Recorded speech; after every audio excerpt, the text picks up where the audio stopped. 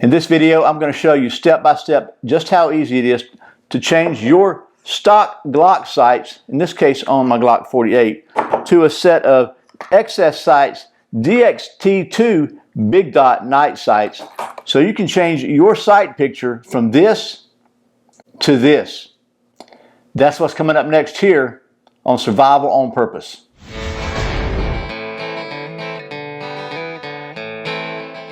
Welcome back to Survival on Purpose, your home for information and gear reviews related to camping, survival, and general preparedness for regular folks.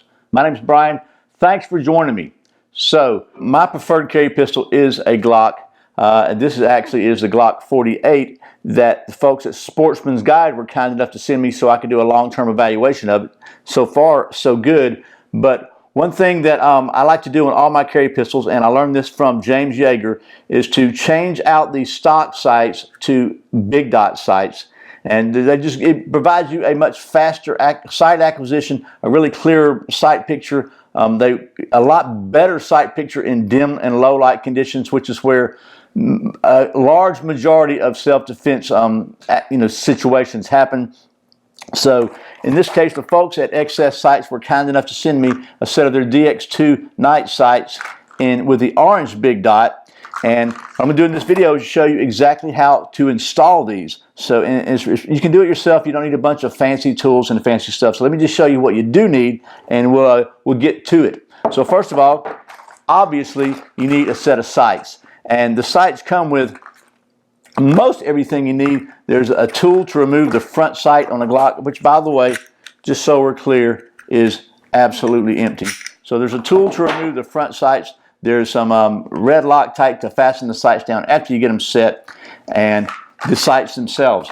In addition to that, you'll need a couple of other things. One thing you're going to need is a fine file, and I'll show you that. What I'm using in this case is just my Leatherman Super Tool, the file on it. I think that's going to be fine. There's not a lot of filing to be done. I've already installed one set of these on a different pistol. You're also going to need probably some isopropyl rubbing alcohol, or just something to make sure you can degrease the area where you're going to install the sights. I'd say a couple of Q-tips, maybe a couple of paper towels, and at least for me, something that always comes in handy is a good cup of coffee. And finally, you're going to need some way to push out the rear sights. Now, you can buy a fancy sight pusher, but at least on a Glock, you really don't need that. The last one, I used a short piece from like a ball, a little big type pin. In this case, I've got just a little wooden dowel. We're going to use that to tap the rear sight out. So we're going to get started on that right after this word from one of our sponsors. This video is sponsored by my friends at Sportsman's Guide, your one-stop shop for all kinds of gear pertaining to camping, survival, and general preparedness. I'm happy to have them as a sponsor for the channel. So there'll be a link in the description below and probably one right up here. I encourage you to check them out. I think you'll be glad you did. Okay, so when you open the package, this is what you're going to find. Inside, first of all, will be the sights. Here is the rear sight. And you can see, it's got a little tritium vial inside there. That thing's guaranteed to glow for at least 10 years, surrounded by a slight white stripe. The front sight, it also has a tritium dot in the middle. In this case, an orange, kind of a glow-in-the-dark orange big dot around it. And just to show you how that thing works, let me just show you this. Watch this. This is so cool. Put a light in front of it, and it's going to glow. And I'll show you that in the dark later, but that's pretty cool. It's also going to come with a tiny little, it looks like just a round rod, but it's actually a wrench. It's a little Allen wrench, a tool to tighten up the lock nuts on these sights. It's going to come with a front sight tool for the Glock and some Loctite. So anyway, and then as far as instructions goes, hopefully this video will be helpful, but they have a very, very nice instruction video on their website right here that absolutely will, it's going to walk you right through it. And I watched it before I did the first one, but I thought I would just give you my take on this one. So here we go. First thing I'm going to do is I'm just going to go ahead and take the slide off and make it a little easier to work with. That's the simplest thing to do. Just kind of field strip the pistol, and you're going to have to get to there anyway to get to your front sight now. So we'll go ahead and tap the back sight off first. I'm just going to use the Super Tool as a hammer, so to speak. I'm going to take this wooden dowel I've got here and just going to put put my slide on something, in this case just a little block I've got here for this a knife sharpener, and I'm going to tap this dowel and knock this sight out. As you can see, it's not hard. It's already, you know, almost halfway out now, so not hard on the Glock sight, because the stock Glock sights are plastic anyway, so they come out pretty easily. So that's done. The next step is going to be to take the front sight off, and I don't know if you can even see it in here. I got a light to hopefully make it a little easier to see, but if you can see inside there, you see that little, can you get it? There we go. There's maybe this, try to do this on camera. There's the little screw there. This tool will get it done, and the Glock 48 has this little hole here. You just want to reach inside there, connect it, and unscrew it. And it's not hard to do. You just loosen it all up like so. And you got to get it all the way out, Brian.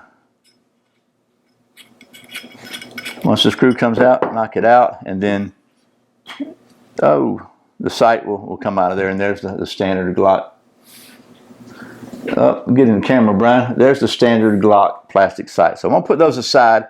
I'm going to put the screw back in it, because the new sight comes with its own screw. Just so I'll have these sights in case for some strange reason I ever need to replace them. I'm funny like that, but the chances of me needing these again are slim to none, I know. So anyway, get that out of the way, get that out of the way. So now comes the next step of installing the new sights. And the first step in that process is going to be take your rubbing alcohol. You may or may not need this, but it's not going to hurt to do it. And go ahead and just get a little rubbing alcohol on a Q-tip. And you want to clean the area underneath on the slide here where the sight is going to sit on there. And just get up inside and clean that really good too. You want to clean all that really well so you wind up with no oil residue or anything like that. And then do the exact same thing on your back where your sight is going to go, in your sight channel, your slot there, your dovetail notch. And then do the same thing with your sights, your new sights. Just go ahead and clean them off, clean the sides of them off, and just make sure there's no, from handling or anything like that, and let them dry for a second. I'm going to take that screw out now of the new sight, right? Take the screw out of the new sight, unscrew it, and this is going to be a little tighter because these sights are not plastic. So there's that. Pull that screw out of there. No little washer to worry about. Same thing. Take the alcohol and just clean the base of that off really good. It's not going to hurt anything if you get too much on it. Just clean it off. Let it dry for a second. It won't take long. Same thing with this little screw, and wouldn't hurt if if your fingers are fat and like mine, stubby. Sometimes you just want to go ahead and use these pliers. So we're going to let that dry off for a minute. I'll just set it right on this excess sticker. I didn't tell you also get a little cool excess sticker. So anyway, now that that's dry, you want to test fit the back slot, the back sight to go in the slot. And they design these because they're tapered and the way it fits in the dovetail, potentially a little bit wide.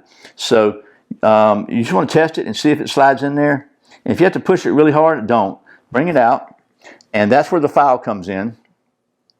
And again, in this case, I'm just using I'm going to use the file that comes with the Leatherman Super Tool. And here's what they say to do. Just hold it down flat and run it one way, one time, turn it around 180 degrees like that, and run it one time again. And that's all. You're going to remove a very, very small amount of metal, if any. And then try it again. And just keep doing that.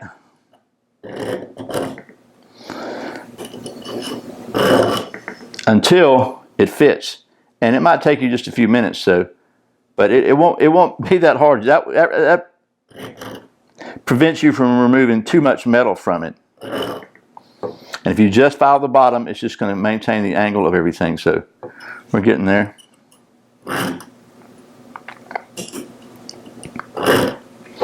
I'm using a crosscut file. You can see I'm not removing that much metal from the bottom of this thing. Let me get my flashlight where you can see this. You see, not removing a lot of metal yet. So, and we're just going to keep doing that and keep trying it and keep testing it until it fits in there. With a real file, it would go a lot faster, but I can't find mine. Okay, so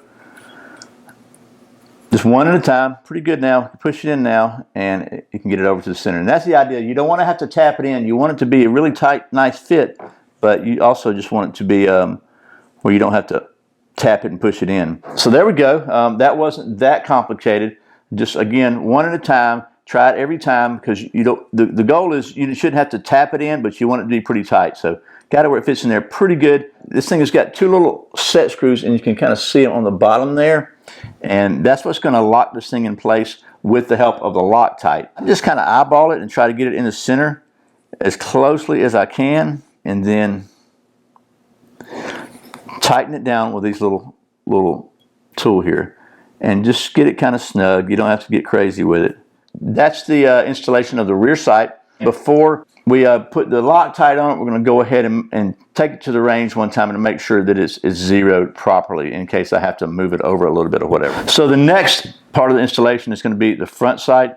And for the front sight, what we're going to do is take the Loctite, and it's just a little tube, and go ahead and put the screw in the wrench like so, right?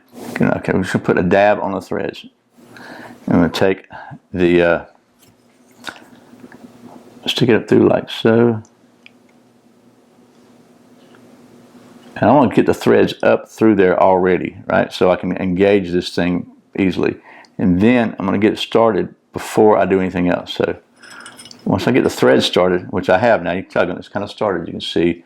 Then you can push the sight down into this little notch and tighten it the rest of the way.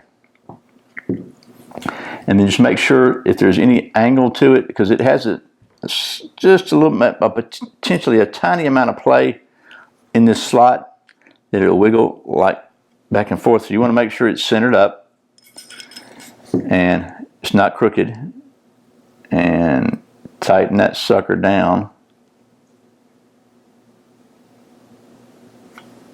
And let's turn around just a little bit, because these excess sights are steel, so they're not going to move around. The heat's not going to affect them. We're going to tighten that up some. Then we're just going to take a drop of this, put it on the side, another drop in here, and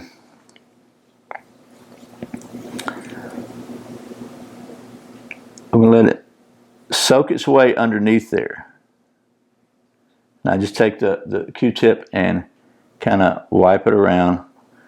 And I don't want to get any on the front, so I'm not going to put it on the front, but it'll soak its way in there. And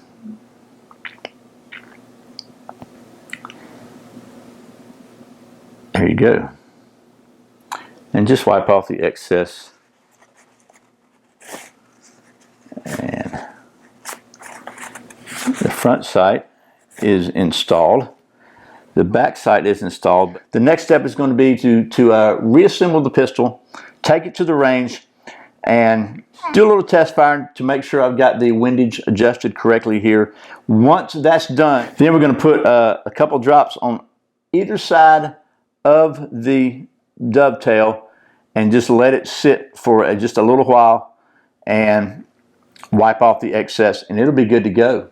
Okay, well that's just how simple it is to install a set of excess sights, big dot sights on a Glock pistol. In this case, the DXT2 big dots on the Glock 48, but they have several different versions of sights to fit most common carry pistols. So I gotta say, I really like these big dot sights. They just allow you to get on target fast, and they're really good for all light conditions, from full daylight to virtually no light. So they just cover the whole range, and again, simple to install. Made in the USA, 10-year warranty on the tritium, and they'll probably last longer than that, but if the tritium quits glowing before 10 years, they'll replace them.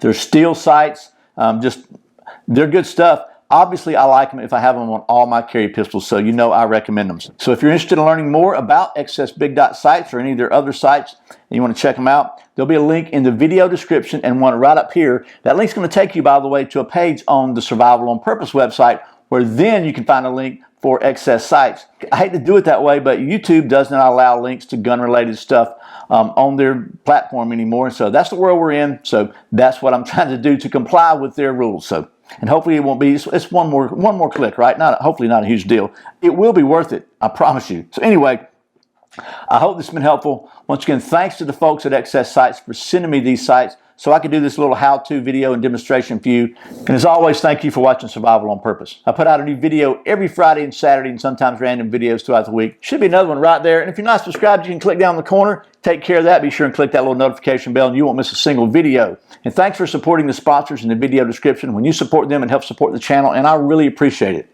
Once again, my name's Brian. You're watching Survival on Purpose. Remember, survival's not an accident, so be prepared. I'll see you next time.